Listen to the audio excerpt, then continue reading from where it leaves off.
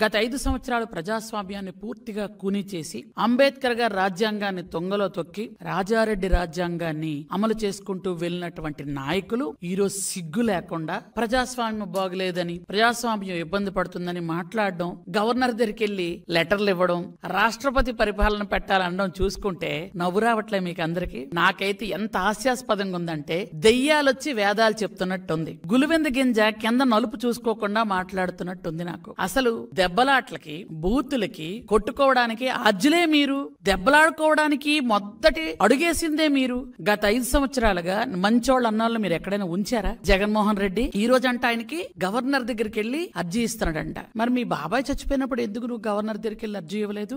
రాష్ట్రపతి పరిపాలన పెట్టాలట. గత 5 సంవత్సరాలు ప్రతి రోజు రాష్ట్రపతి పరిపాలన పెట్టాల్సిన టైమేనే, మరి ఎందుకు ఆ రోజు అడగలేదు?